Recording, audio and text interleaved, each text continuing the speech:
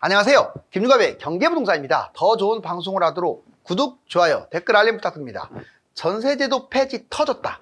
집주인 갭투자 난리 났다. 원희룡 전 국토부 장관이 추진하다가 중단된 전세제도 폐지가 박상우 국토부 장관이 다시 불을 질렀습니다.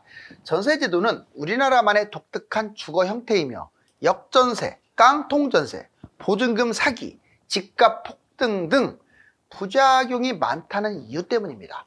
장기 민간 임대를 활성화하여 전세제도를 점진적으로 없애는 방법도 함께 거론하고 있습니다.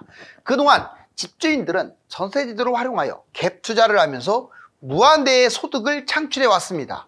사회적 파장이 엄청날 텐데 과연 이번에는 성공할까요? 유료 상담은 010-2616-6276 제가 직접 베스타이밍과 입지를 추천해드립니다. 지금 바로 전화 주십시오.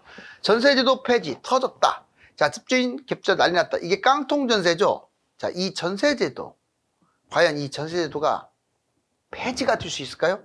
지금 강력한 의지를 갖고 있습니다. 여기 보시면 지금 상당히 심각한 상황이에요. 자, 박상우 국토부 장관 전세제도 폐지 뭐라고 말했냐? 전세에 있는 한 갭 투자는 필연이다. 장기 임대도 활성화를 해야 한다. 자, 전세제도 폐지 보증금 7, 80%는 대출이다. 사실상 은행에 월세 내는 꼴이다. 자, 부작용도 엄청나게 많다. 역전세, 깡통전세, 사기 이런 위험에 노출돼 있다고 했죠. 자, 위험 노출, 전세 사기, 특히 부자들은 갭 투자로 악용해서 빈익빈 부익부를 확대시키는 게 전세제도다. 자, 장기 임대. 그래서 또 하나 거론한 게 있어요. 박상우 자, 국토부 장관이 장기 임대를 활성화하자. 자, 전세 폐지 공문화를 해서 부작용을 감내해야 한다. 전세 폐지가 어렵다면 장기 임대 제도를 마련하자. 자, 민간이 꼭 정부에서 맡아서 할 게 아니라 민간이 양질의 임대주택을 공급하면 싸게 이제 보증금에 살아서 좋고, 그 다음에 집값도 안정돼서 좋고, 저렴한 월세에 살아서 좋고. 자, 폐지 충분히 가능하다.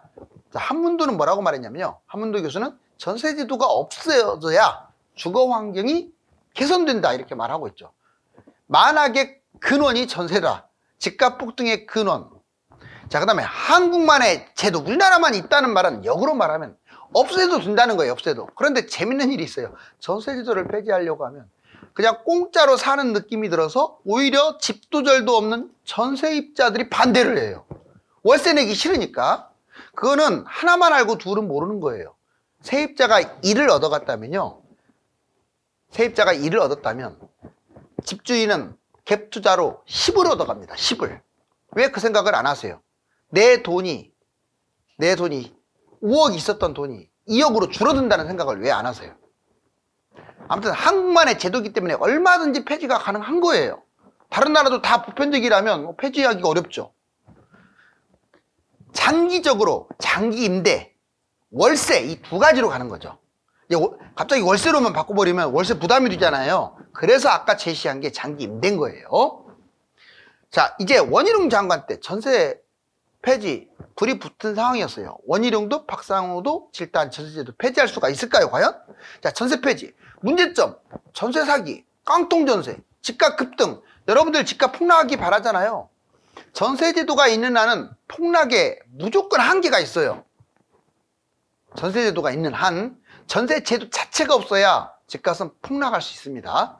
자, 그 다음에 투자자들이 갭 투자로 나쁘게 말하면 악용이고 좋게 말하면 활용을 하는 거죠. 활용. 세입자들은 위험에 노출돼 있고 투자자들은 돈을 벌고. 자, 원희룡 장관 전세제도는 수명 다 했다. 이제 끝내자. 그렇지만 이제 본인이 끝났잖아요. 전세제도를 끝내기 전에 본인이 국토부 장관에서 이제 끝났으니까 만기를 채워버렸으니까 자, 이번에 이제 신임 국토부 장관에게 이제 기대를 걸어봐야겠죠. 전세특별법, 여야 본회의 전세사기 특별법은 이미 처리했고요. 전세사기 범위를 확대시켰습니다. 최우선 변제금 개선. 본인이 돈도 없이 무일푼 전세투자 이거 금지됐죠, 법으로. 6개 기준안 여야 합의했고요. 무자본 갭 투자, 그러니까 자본이 없는 상황에서 갭 투자는 피해가 크기 때문에 이걸 막았습니다. 자, 시장 반응은 어떻냐? 전세제도 인위적으로 통제.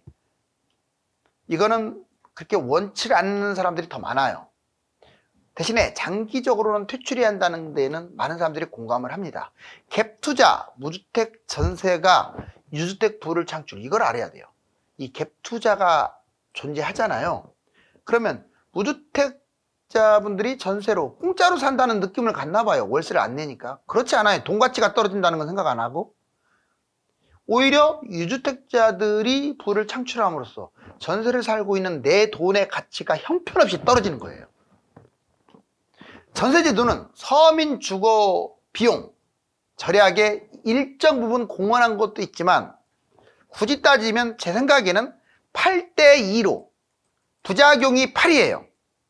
부작용이 8이고, 자, 좋은 점은 2밖에 안 돼요.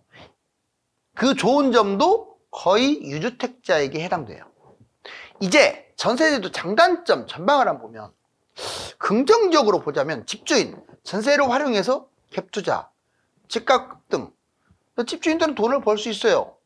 솔직히 주식이라든가 뭐 가상화폐라든가 그 어떤 수익보다 가장 안전하고 돈을 많이 법니다.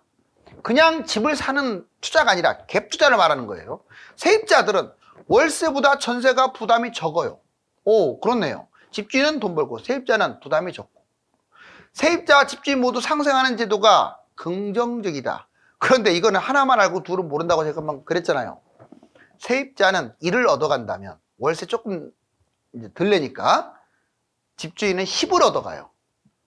집주인이 10을 얻는다는 말은 세입자가 결국 마이너스 9나 손해본다는 뜻이에요. 그걸 잊으면 안 돼요.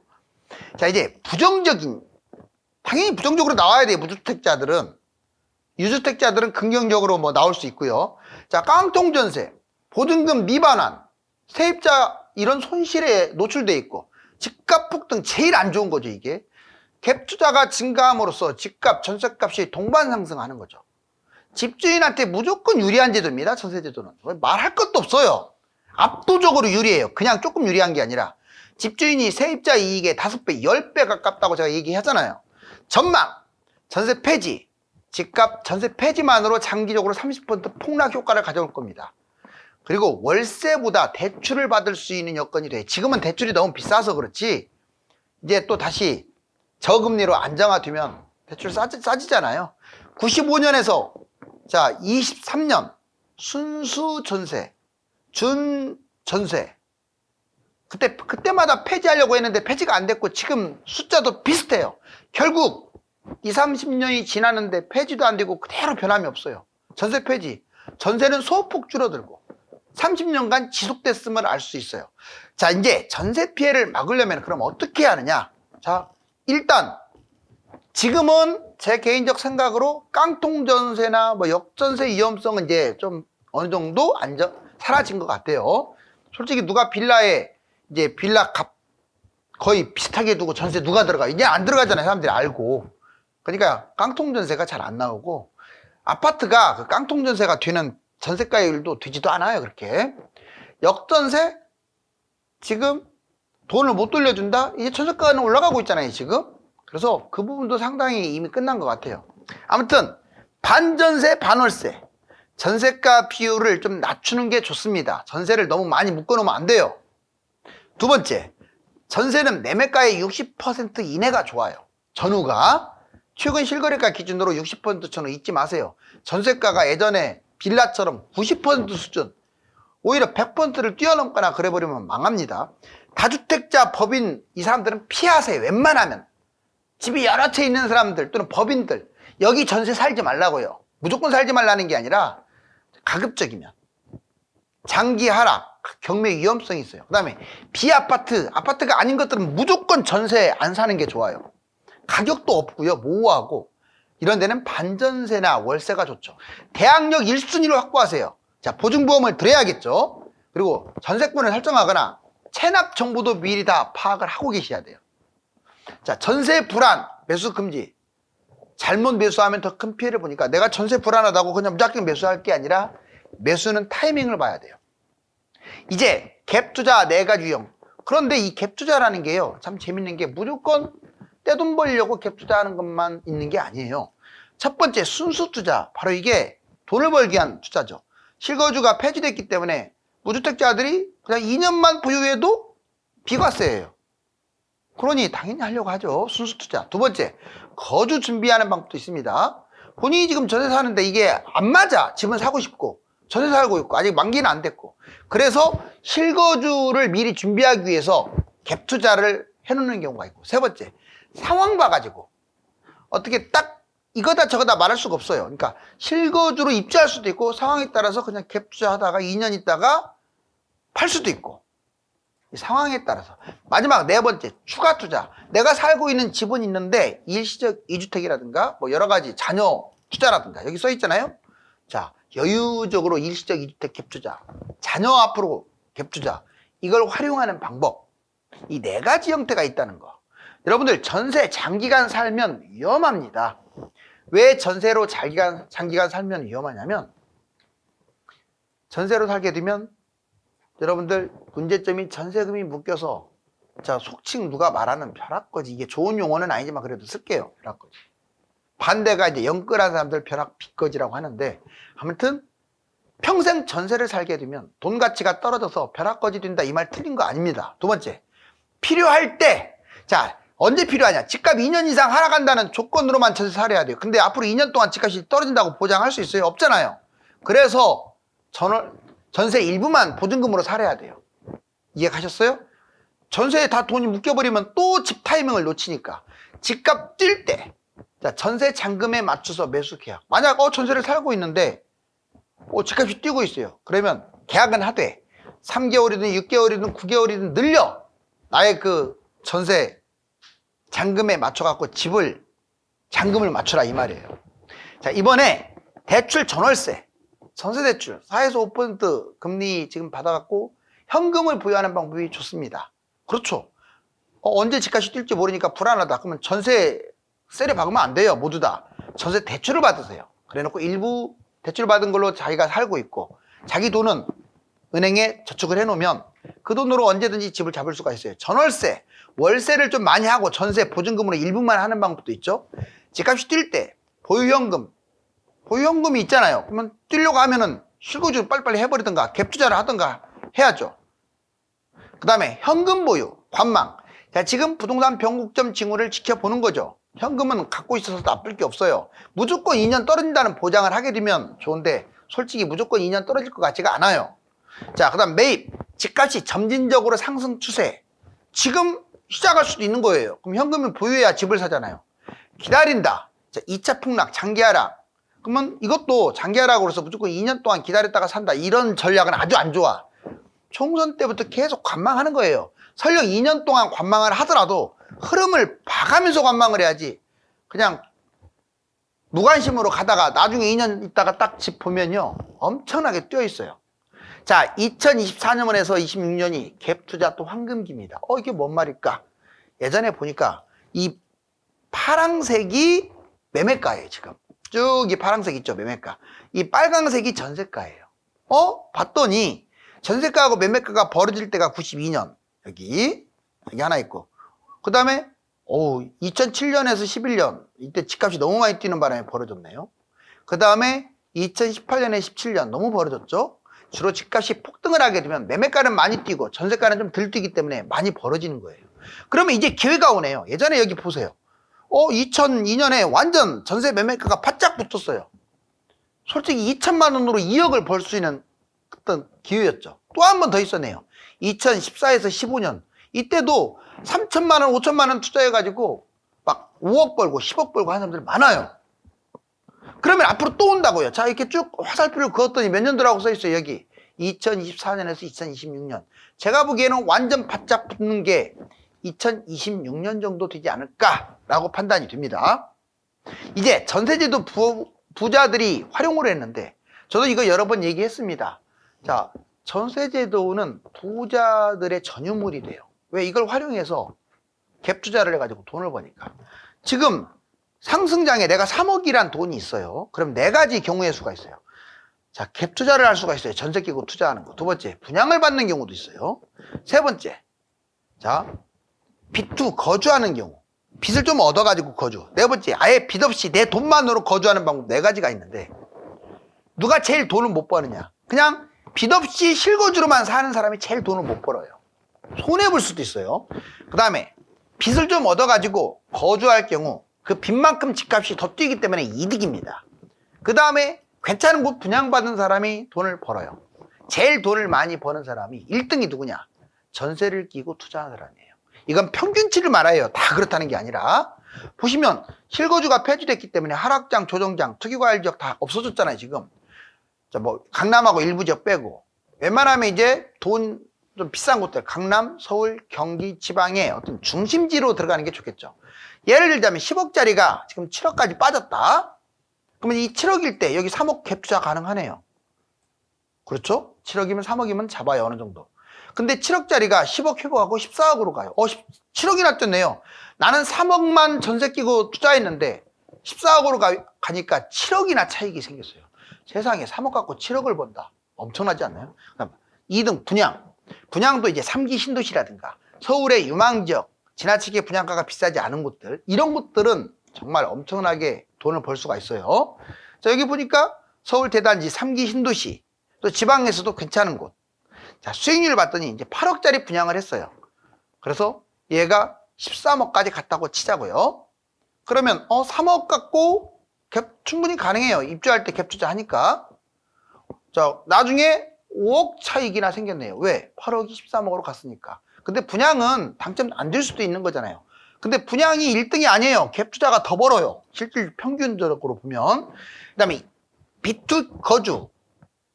자, 보시면 빚내서 실거주. 수익률 이제 8억, 6억. 지금 3억 갖고 있잖아요. 3억.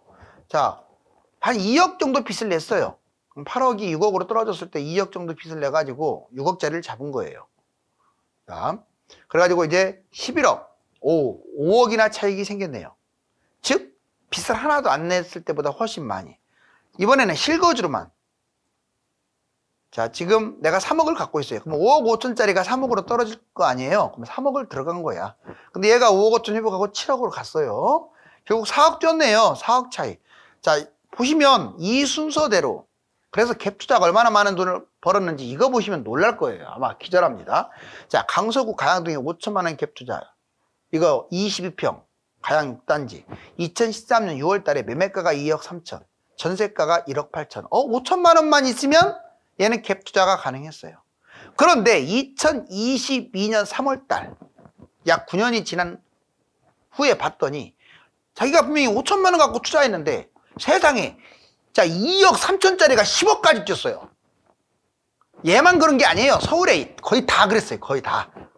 시세 차익이 7억 7천이에요. 2억, 여러분들 5천만 원 갖고. 이래서 갭 투자가 엄청나다는 거죠. 여기도 분당도 보자고요. 구미동 3천만 원. 3천만 원 갖고 갭 투자했네요. 까치마을 겨우 21평. 2013년 9월 달에 2.4억이. 전세가 2.1억. 3천만 원 해갖고. 자, 투자금. 22년에 얼마까지 갔냐? 3천만 원 투자를 했는데 세상에 2억 4천짜리가 9억까지 갔어요. 시세차익이 6억 6천. 3천만 원 갖고 6억 6천을 번 거예요. 또 비과세로. 그런데 여기서 끝나는 게 아닙니다. 지금 임대주택 사업이라고 그때 있었어요. 아파트도 갭 투자했죠. 하나를 잡은 게 아니라 20개를 잡았어요. 왜? 5천만 원이니까 10억이 있으면 20개 잡잖아요. 그럼 생각해 보세요. 자, 또 임대주택 사업을 내면 세금도 안 냈어요. 그때는. 7억 7천 곱하기 20개니까 154억을 벌었어요. 세상에 10억 갖고 154억을 벌어요. 빌딩보다 훨씬 많이 벌었어요. 그 다음에 이 분당도 마찬가지입니다. 3천만 원, 9억, 6억 6천. 대충 몇 개를 잡느냐? 33개를 잡네요. 10억이니까. 수익금이 138억. 와. 6.6억 곱하기 33개는 총 수입은 217.8억. 아까 위에는 154억, 이번엔 217.8억. 얼마 갖고? 10억 갖고요. 여기 갭투자 10억이라고 써있잖아요. 자, 그래서 제가 이제 드리고 싶은 말은 이렇게 떼돈을 벌어라 이걸 떠나서 만약에 전세 제도가 죽지 않고 계속 살아있으면 활용하세요. 그거를 투기네 뭐네 자꾸 욕하지 마시고. 그럼 여러분들 가난해지지 뭐. 여기 보시면 연도별 보증사고. 자, 갭투자의 문제점이 보증사고가 이렇게 쭉 74억짜리가 세상에 1조 단위로 커졌어요. 집값이 폭등했을 때 폭등했을 때 투자했다가 폭락을 해버리니까 갚지를 못하는 거죠. 자, 아파트 전세가율이 또 올라가고 있습니다. 이거 지금 보면 자, 1월달 23년 12월달 보면 60%에서 쭉 내려오다가 50%까지 떨어졌다가 쭉 다시 올라가서 지금 58%예요. 왜 그러냐면 지금 전세가가 올라가고 있기 때문에 그래요. 자, 전세제도 폐지 이거는 한 번 정도는 이제 거론 이렇게 지금 장관들이 다 한 번씩 들쑤시고 있는데 이게 실행이 됐을 때 무주택자들은 진정한 폭락의 기쁨을 맛볼 수 있다. 저는 그렇게 판단합니다. 만일 전세제도가 사라지지 않는다면 자본주의 사회에서 어쩔 수 없이 전세를 활용한 투자 전선에 뛰어들어야 뒤처지지 않습니다. 감사합니다.